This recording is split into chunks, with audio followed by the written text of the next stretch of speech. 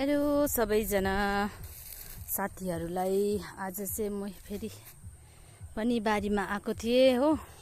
अस्ति बिजन लगाएको म चाहिँ मल हाल्नुको लागि बिजन रोपेर मात्रै हुँदैन, त्यसलाई स्याहार्नु पनि पर्छ, मल पनि हाल्दै गर्नुपर्छ। त घाँस पनि धेरै भएको रहेछ हो।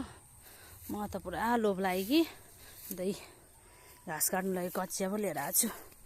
मम्मीले फेरि भक्कु लिएर आइज भन्नुभएको छ कि घाम पनि हेर्नु नि कस्तो घाम लागिरहेछ हो। तर पनि अब है घाम भनेर हुँदैन, यस्तो मजाको घाँस छ। मलाई त पुरा लोभ लाग्यो, घरमा गाई छ बाख्रा छ हो, त्यही भएर आज चाहिँ घाँस लानु पर्यो भनेर नि। हेर्दै गर्नुहोस्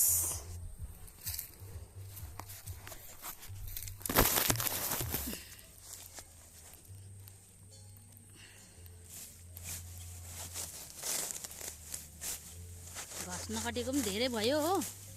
पहिला बिहा नगर्दा त बिहा गर्नुभन्दा अगाडि त जोर काटिन्थ्यो, अहिले त नकाटेको पनि थुप्रो भयो।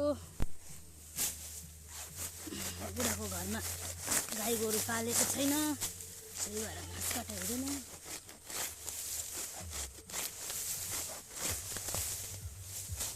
तर घाँस काट्नु चाहिँ मजा आउँछ, तर कचिया चाहिँ लाग्ने हुनुपर्छ अनि घाँस हुनुपर्छ कि घाँस काट्नु त अल्छी लाग्दैन हौ,